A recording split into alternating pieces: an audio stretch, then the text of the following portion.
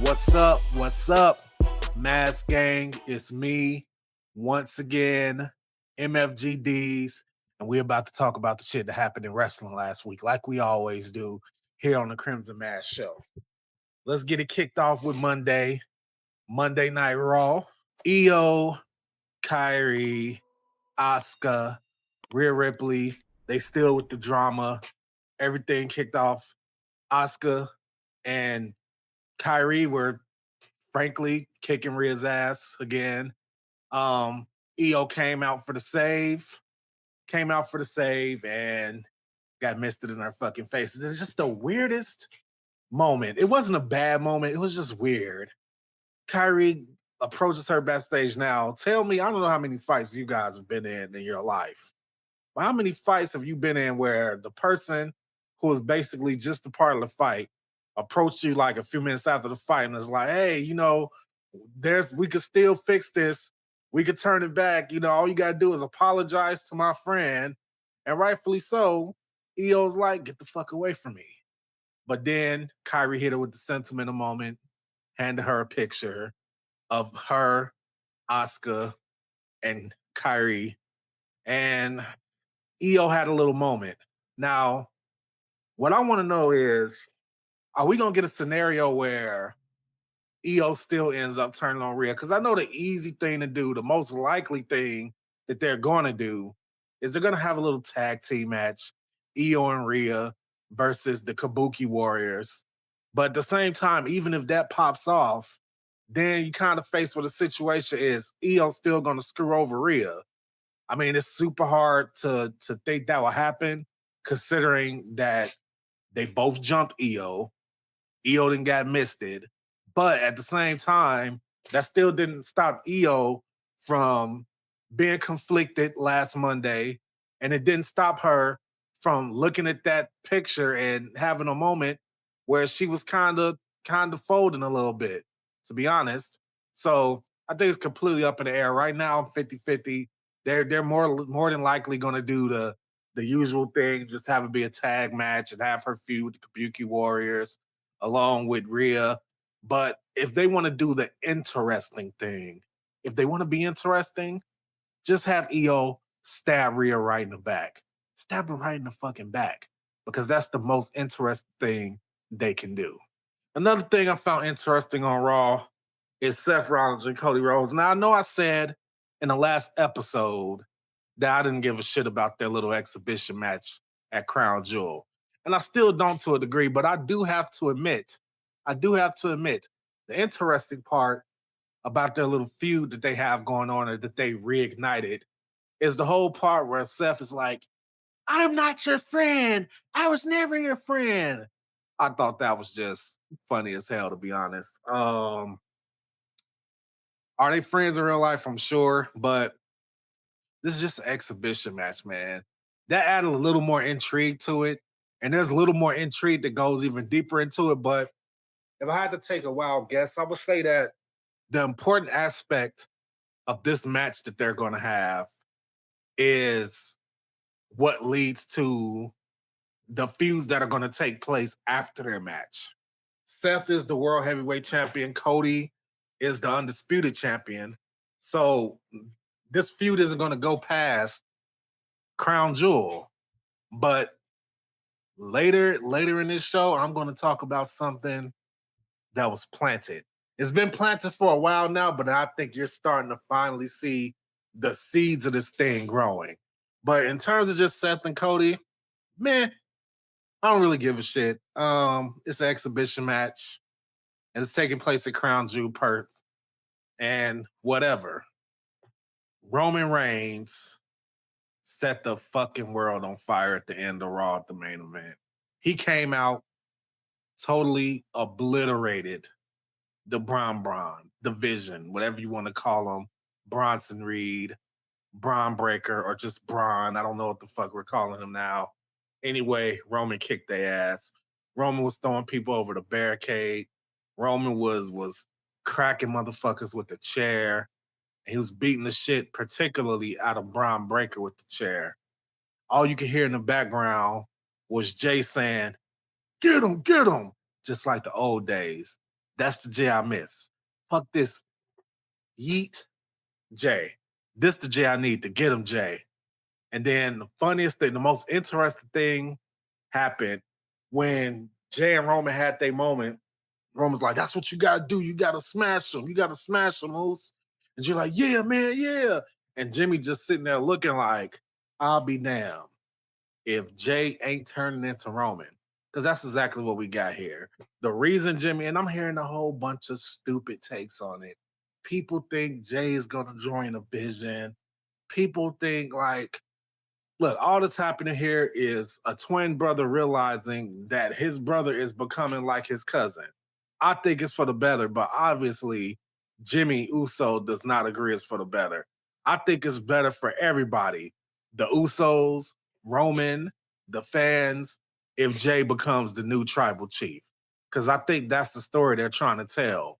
Jey is unlocking his aggressive side, and that aggressive side is reminiscent of peak Roman Reigns in the bloodline. And so I think that's what we're getting. We're getting that transformation from the goofy, fun-loving Jey to a more serious, care only about his family, do whatever it takes Jey. Now, here's my key question. And I was talking to Petey Stun about this. Here's my key question.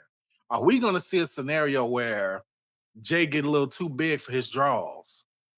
You know what I mean? Is we going to see a situation where Jey Uso start to even talk down to Roman, telling Roman, I'm the tribal chief now. And then on another one, how's this going to affect Solo Sikoa and his group? Because now you're starting to see a situation where the ideals of Solo's group and Jey are starting to align a little bit. So when you got that, what's going to happen? I already said this too. If Jey Uso is going to get into a situation where he's going to start his own thing and start doing his own thing, I don't think it's enough room for Jey and the Vision to both be on Raw. Somebody got to go to SmackDown. If Jimmy and Jey go to SmackDown, bro, we is about to get a reignition, however you want to say it, of the bloodline, which I know is going to piss a lot of fans off because honestly, you got a lot of fans that wish the bloodline storyline was still going, and you got a lot of fans that wish that shit ended 3 years ago. So, me for one, I just think WWE is more interesting when the bloodline was involved. And maybe they're starting to see a little bit of the same thing, but it's going to be super interesting when we figure out how this whole thing, this whole storyline with Jey is going to impact the future of Roman Reigns and the future of everybody a part of their family. Where are they going to go with this story? So apparently for news for Monday, and I do want to give a shout out to the channel WrestleMania because honestly, that's where I get all of my wrestling news. They're like the fucking CNN of pro wrestling news. And that's where I go. It's like your one-stop shop. So check that dude out if you haven't already. He got 2 million subscribers. So you probably already checking him out more than likely if you're a wrestling fan. But if you don't, check him out. You'll get some bits and pieces of news over there. But the news that came out on Monday on that channel was pretty much that apparently the botch from the week before last with Nia Jax, Jade Cargill, and Tiffany Stratton. Apparently, it was Tiffany Stratton's fault. Apparently, she was supposed to jump in a little bit earlier than she did. She was late on the pin breakup, and that just caused a chain reaction of fucketry. So we all blame Nia Jax, and I still blame Nia Jax. I'm gonna be completely honest. I get that Tiffany Stratton was supposed to come in earlier to break up the pin, but goddamn, you didn't have to sit there, Nia, and have a full fucking conversation with the referee. I'm not gonna dig too deep in it like I did in the last show, but y'all already know my opinion on that. She should have just fucking just played dead until it was time for her to not play dead no more. But yes, apparently it was Tiffany Stratton's fault. Tuesday, that means NXT. NXT. So, man, you know, the first thing I want to get out the way is I'm going to talk about the overall story arc of NXT versus TNA. I think it's going well so far. NXT, despite some of the things in there, like some of the performers that I don't really care about because they're not interested to me. The whole concept of NXT and TNA, I like it. I just hope that it doesn't get to a fact where, and a lot of fans already think this, where it's like either you have to be a WWE guy or a former WWE guy to get all the belts in this situation. I'm talking about TNA and NXT. Are they willing to have a full-fledged TNA wrestler win the North American title? And I ain't talking about Mustafa Ali either, because he is a former WWE guy. So maybe they're like, okay, we'll let him win it. I'm talking about people that were in TNA and never signed with WWE, or they're more synonymous with being a part of TNA. But yeah, dude, like it's an interesting storyline. I just hope they keep shit even, keep shit thorough, so fans don't be bitching and complaining the whole time and saying that TNA is just a subsidiary of WWE.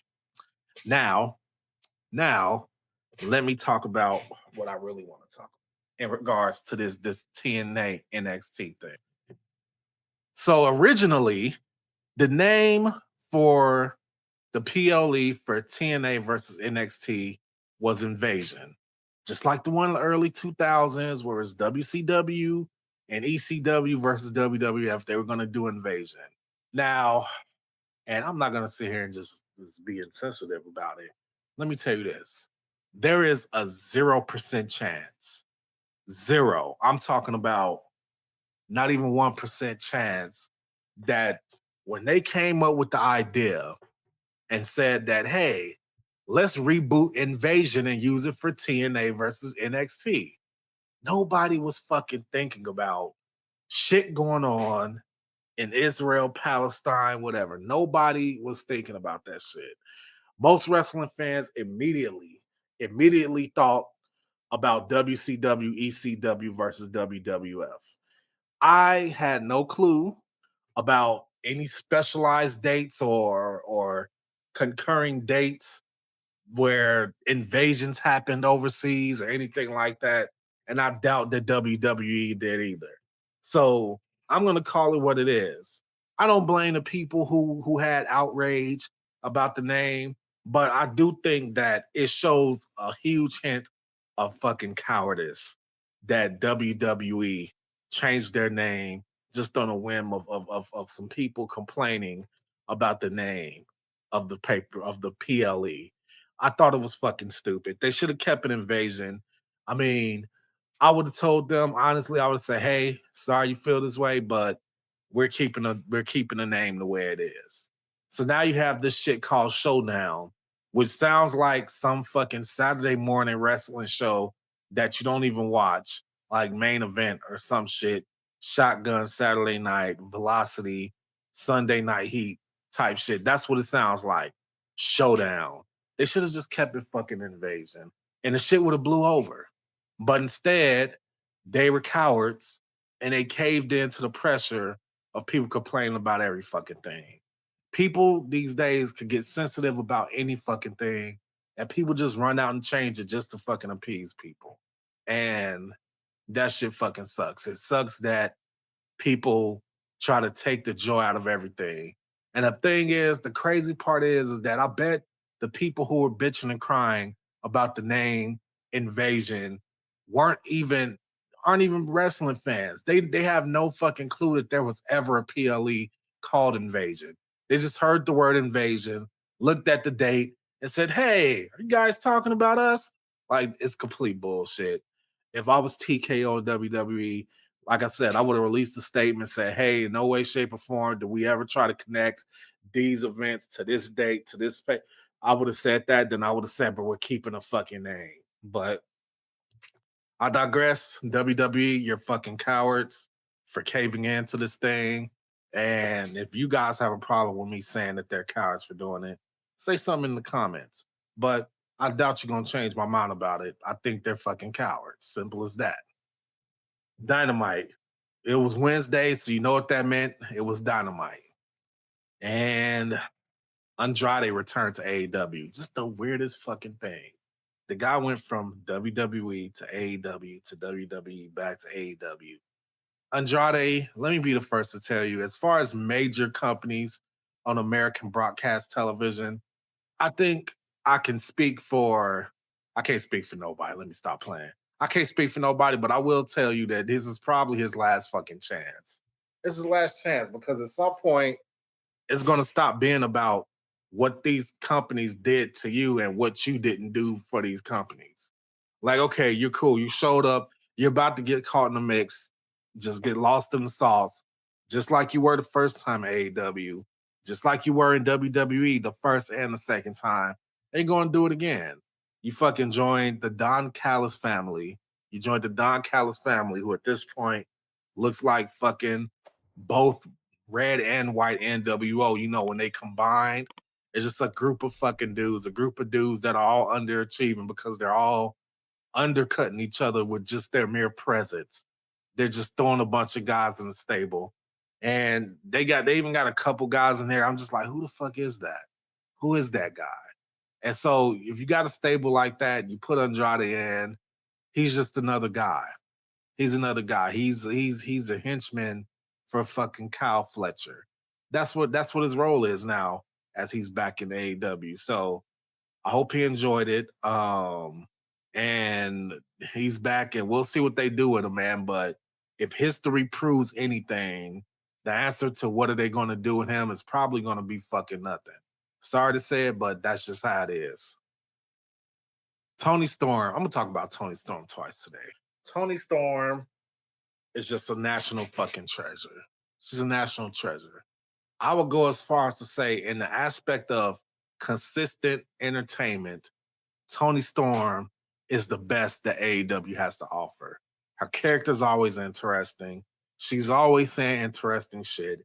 She's always in interesting scenarios. She could fucking wrestle. She could fucking entertain. Toni Storm is just everything. And in this episode, she fucking brawled. She had a brawl with Chris Statlander. And Chris Statlander is fucking amazing too. Love Chris Statlander. Just two amazing female wrestlers. And since I'm gonna talk about Toni Storm again this episode, I'm gonna leave that at that. But once again, Toni Storm put on for AEW, and every time she makes an appearance for AEW or Dynamite or Collision, I'm gonna fucking talk about her because she deserves to be uplifted and she deserves to get her acknowledgement as the best thing that AEW has to offer because that's exactly what she is. Next, here's the thing, man. Darby Allin is going to have an I Quit match with Jon Moxley.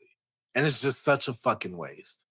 It's a waste when guys like Mick Foley, John Cena, guys like that get put in I Quit matches because they don't fucking quit. It's not in their character to quit. Now, Mick Foley, I believe on two separate occasions, he fucking quit. I ain't even finna cap. He quit to the first time it was a voice recording. And I think he quit again, like facing Edge or some shit. I think it was that match where Edge like speared him through a fucking burning table or some shit like that. I have a vague memory of him quitting. If I'm wrong, let me know in the comments. But I could have sworn he quit twice. But in general, he's not gonna fucking quit. A guy like Sami Zayn's not gonna quit. Any character where their whole thing is how, you know, they never give up or, you know, they're doing it for the little people, they're not going to fucking quit. So it's almost like, spoiler, like Darby Allin is probably going to fucking win the match against Jon Moxley because I just don't see a scenario where Darby Allin quits. And I feel like I've recently seen Jon Moxley tap out. So if anything, he's going to fucking quit. There's not going to be any belts on the line because Hangman Page is the one with the belt. But it should be a good match. It should be fucking brutal, but just know going in that Darby Allin's not going to be the one to fucking quit. And, you know, that is what it is. Thursday, we got a bit of news on Thursday. No show to cover. I mean, I could cover TNA, but once again, I'm not. I am covering Collision this week, though. But the news that came out on Thursday was that Andrade, the reason why Andrade was let go from WWE is because of apparent alleged wellness violations. So, I mean, that's obviously not good. It doesn't do anything for the reputation for somebody to keep getting wellness violations. Um, and it's really unfortunate because it does nothing but bring the stock down and it makes people wonder, is he gonna have those same kind of issues right now that he's back in AEW? Um, I don't know if it's true or not. Like I said, these reports come out. Nobody fucking actually knows. Nobody knows the real truth about whether or not he had an actual wellness violation. WWE is not going to come out and bash the guy and say, "Hey, yeah, we let this guy go because he had a wellness violation." They're not going to do that. So yeah, man, that's apparently why he ended up in AEW. They thought so little of him that they didn't even make him honor a 90-day no compete clause. And that's why he was able to just pop up in AEW. They practically didn't give a shit. They were just like, just go. Which I think both companies should exercise that more. But yeah, man. So I guess that's the news on Andrade. Another bit of news that came out on Thursday was Hangman Page's up frustration with ICE commercials airing during Dynamite. This is such a divisive topic. Do I think personally? I'll talk about how I personally feel about ICE commercials and shit like that in general. I don't necessarily think that it's something that should be aired on TV. Hey, come on, come join ICE. Like the shit's getting pushed to you online already. I get so many ads saying, "Hey, come on, come join ICE." It's kind of just fucking just crazy. Like I have no interest whatsoever in being a part of that shit. If I was somebody who was a part of it, I would wonder out loud how they would be judged as both a human and as an American after everything is said and done and after the smoke settles. But once again, I don't get into that politics shit. I ain't on either side of the coin. I'm on whichever side of the coin seems like the right side of the coin at the time that I cast my vote. Um, but yeah, I understand Hangman Page's feelings, I guess. A lot of people say he was fucking virtue signaling, whatever, you know, as long as he has a track record of keeping that same kind of energy when other shit happens, then they're fine. But yeah, he has a right to his opinion about how he feels about it. But if I was the network and Hangman Page was making demands to me, I'll tell him to just shut the fuck up and be a wrestler. To be honest, that's what I was saying. I'm pretty sure that's how companies, especially Turner Broadcasting, probably things like shut the fuck up. We're gonna air whatever commercial we want to air. Stay in your fucking lane, wrestler. And that's probably what they're gonna say to him. So that's where I'm on that. We careening towards the end of this thing because now it's Friday, so we talking about SmackDown. And the first thing I want to talk about kicked off is the Miz got his get back on Melo. Melo basically told him backstage before he came out to challenge Sami Zayn, like, I don't need you, and I ain't did shit but lose since we've been together. So deuces, I'm done with you. And the Miz ain't take that shit too well because the Miz didn't even let Melo get his entrance off. He came in, cracked him with the Skull Crusher finale, and that was it. It was a wrap. It was a complete wrap. And everybody that Uncle Howdy laid his hands on is going to turn. And that was the first domino to drop. The next domino to drop is going to be the Street Profits, which is a perfect segue because they had another backstage promo that was just extremely fucking awkward. Looked like two dudes forcing themselves to be on the same page. But in reality, we already know it's about to jump off. I can't remember if their match is this Friday coming up or it's going to be a crown jewel. But whenever that shit happens for the tag titles and they lose, and they will lose, the Street Profits are up and they shit is up in smoke. It's going to be done. They had another little thing with the Y6 talking shit to them, basically telling them that they not real brothers. Montez looked more and more like a heel every fucking day. Just get this shit over with. Rip the Band-Aid off. This is one of the more entertaining things on the horizon. in professional horizon in professional wrestling, and I'm just ready for it to fucking happen. I'm ready to see this heel turn. I want to know who's going to be the heel out of it. Once again, I think it's going to be Montez, but we'll see, man. We'll see how that shit goes. Randy Orton, Randy Orton. If you've been watching wrestling as long as I have, if you've seen Randy Orton from the beginning of his career like I have to now, you already know what time it is. He finna grab that neck. He finna RKO Cody. He's finna fuck Cody over.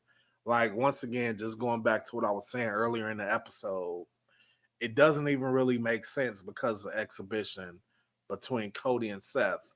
But clearly, that seems like the perfect moment for Randy to come in and fuck Cody up. Even though Seth did hit him with a curb stomp on SmackDown after the main event, I still think there's room for Randy to fuck Cody over. Because really, at the end of the day, it's not even about Seth. He hit him with his finisher. It is what it is. But the big storyline that we're all waiting for. I know I'm waiting for it.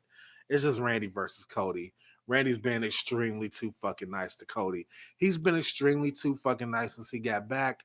I need him to be a psychopath. I need him to be an asshole. I need him to be the real Randy Orton. And I need him to RKO the shit out of Cody, man. I need it. I need it like water, man. Like, I need this to happen. Randy is going to screw Cody over so bad. And I hope he does it at the perfect moment. Right when Cody feel like he needs him, he could trust him. Randy Orton need to hit him with the three most deadliest words in sports entertainment, RKO. You know what time it is. The news for Friday was a little quick hitter. Basically, that apparently when it comes to head NXT versus AEW Dynamite, apparently NXT has been fucking destroying them for quite some time now. I don't get into the whole ratings thing because there's a lot of different shit that goes into it, and you can never fully trust the reporting that goes on when it comes to the ratings. But apparently NXT been kicking AEW's ass. We'll see, because I think AEW has a show coming up where they're gonna run directly head to head with NXT. I think AEW is gonna move to like a Tuesday or something like that. So we're gonna find out. We're gonna find out how much NXT is kicking AEW's ass, or if that's all just bullshit. We're gonna see, because they're gonna be going head to head soon. So then we won't have to we won't have to speculate on the shit. All right, our final wrestling show for this week, AEW Collision. Now I'll be the first to tell you, am I AEW Collision watcher? No. But I have started to tune into it a bit more just so I can be able to talk about it. Um The one thing that stood out to me besides Tony Storm, in fact, I'm gonna go back to Tony Storm again. They heard Tony Storm and Chris Statlander had the most intimate, peaceful promo. They just both laid in the ring, facing one way and the other. The heads were right next to each other, and they were just talking. I respect you. You're a fighting champion. I respect you. You were a fighting champion. And they just went back and forth. And then Chris Statlander, and because Tony's involved, there's always some type of like sexual innuendo involved. Chris Statlander gives Tony Storm the most gentle stroke of her face. And it was just like, they know exactly what the hell they're doing. They know what they're doing. And then they were just basically like, okay, well, let's fucking fight. And that's just the Tony Storm experience. It could go from sexual innuendo to fighting at the flip of a coin. And, that's just that. And the last thing I'm going to talk about is Daniel Garcia treating the fuck out of Daddy Magic. Called him a fucking loser. He said that as long as I've been with you, I've been a loser. I got with the Death Riders because I want to be a winner. And that caused John Moxley to basically be like, damn. No, it wasn't that. He called whoever the fuck that was the desk a parasite. And that dude, whoever he said that to, didn't really have shit else to say back, bro. He just sat there. And that is what caused John Moxley to say, damn. Because even a hardcore dude like that was like, yeah, that was a bit harsh. So I mean, Those are the two things on Collision. I mean, I'm sure, look, guys, when it comes to AEW, hell, when it comes to WWE, guys, look, fucking all these tag matches and these unknown wrestlers, I can't fucking do it. I can't do it. You got to really make a name for yourself for me to like stop my DVR and actually look at what you're doing, listen to your segment. You got to be one of them dudes, man. And AEW ain't got enough of them dudes, and WWE don't feature them dudes enough. So, what the fuck can I say? All right, guys. That's it. That's all for this episode of the Crimson Mass Show. Please, please, please, please like the video, subscribe to the video, turn on your notifications.